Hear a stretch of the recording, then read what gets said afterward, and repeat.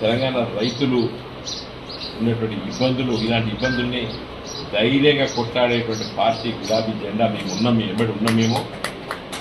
కాబట్టి మీరు ఎలాంటి మరి కుటుంబాన్ని ఇబ్బంది పాలు చేసేటువంటి నిర్ణయాలు మీరు తీసుకోవద్దు అని చెప్పి కూడా నేను చాలా మంది రైతుల్ని దగ్గర తీసుకొని హద్దుకొని వాళ్ళకి ధైర్యం చెప్పిన మేమందరం కూడా.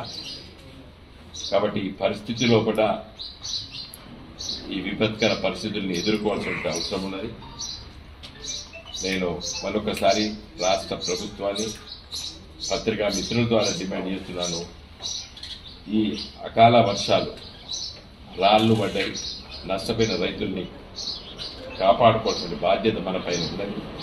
కాబట్టి ఆ ప్రయత్నం వెంటనే చేయాలని చెప్పి విజ్ఞప్తి చేస్తూ, ఇంకా పంటలు కొద్దిగా ఆలస్యంగా నాటేసిన వాళ్ళకి ఇబ్బందులు రాబోతున్నాయి. ఏప్రిల్ మాసంలో అవి ఇప్పుడిప్పుడే పుట్టబెట్టి ఇంకా బయటికి విత్తనాలు అంటే ఈయన లేదంట. ఏప్రిల్ చివరి వరకు కూడా కోతలకు వచ్చేటువంటి పొలాలు ఉన్నాయి. ఇప్పుడే వాళ్ళకి నీళ్లు రావాలి. కాబట్టి కరెంటు కోతలు ఉండదని చెప్పి కూడా నేను రాష్ట్ర ప్రభుత్వాన్ని కోరుతున్నాను. ఎంతో బోర్లలో, బాయిలలో నీళ్లున్నాయి. ఆ నీళ్ళని తీసుకొని వాటిని కాపాడుకునేటువంటి ప్రయత్నం రైతులు చేస్తున్నట్టు. కాబట్టి మీరు కరెంటు కోతలు పెట్టకండి అని చెప్పి కూడా రాష్ట్ర ప్రభుత్వానికి నేను విజ్ఞప్తి చేస్తున్నాను. ఎందుకంటే ఏప్రిల్ మాసంలో కూడా చాలా పంటలు కోతలకు రాబోతున్నాయి. లాస్ట్ తడి అంటారు, ఆఖరి తడి అంటారు. కాబట్టి ఇవన్నీ కూడా ఇవ్వవలసిన అవసరం. చివరిగా ముస్తాబాద్ మండలంలో గన్నెవారిపల్లి తర్వాత ఒక తండ ఉంది, సేవలాస్ తండ. ఆ తండలో ఉన్నటువంటి రైతుల్ని పోలీసులు కేసులు పెట్టారు. కాల్వల నుండి వాగులకు నీళ్లు పెడితే మోటార్లు పెట్టుకుంటే కేసులు పెడుతున్నారు. మళ్ళా 10 ఏళ్ల కింద చరిత్ర మళ్ళా పడుతుంది. మళ్ళీ ఎవరో పడతారు? రాజశేఖర రెడ్డి గారు, మాజీ ముఖ్యమంత్రి, కాంగ్రెస్ ముఖ్యమంత్రి రాజశేఖర రెడ్డి గారు, కిరణ్ కుమార్ రెడ్డి, చంద్రబాబు నాయుడు గుర్తుకొస్తారు. మళ్ళీ ఊళ్ళలో రైతులకి రైతులపైన పోలీసులు కేసులు పెట్టుకునేది. 10 సంవత్సరాల కేసీఆర్ గారి పరిపాలన రైతులపై కేసులు పెట్టిండ కేసీఆర్. ఇలా మళ్ళా రైతులపైన కేసులు పెట్టారు ముస్తాబాద్ పిఎస్లో. ఎట్లా మీరు మోటార్లు పెట్టుకుంటారు వాగులకు, కాలువల మీద? అంటే మళ్ళా సమైక్య ఆంధ్రప్రదేశ్ పాలన మళ్ళీ ఇవ్వబడుతుంది తెలంగాణ. వాళ్ళకి ఏంటంటే కాలువల ద్వారానే నీళ్ళు ఇవ్వాలి.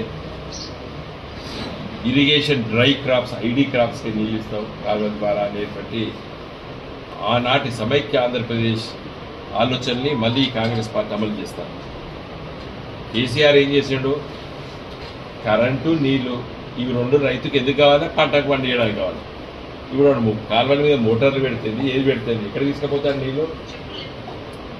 పంట పొలాలకు తీసుకెళ్తాడు.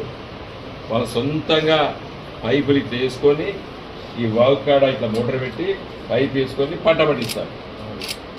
ఇది ఇల్లీగల్ అని చెప్పి కేసులు పెడతారు. ముస్తాబాద్ పోలీస్ స్టేషన్ కేసులు పెట్టి నేను జిల్లా కలెక్టర్ని, జిల్లా ఎస్పీని చెప్తున్నా, వెంటనే దాన్ని విరమించుకోవాలి. కేసు రైతులపై కేసులు చూసి తెలంగాణలో మళ్ళీ రైతులపై కేసులు ఏంది?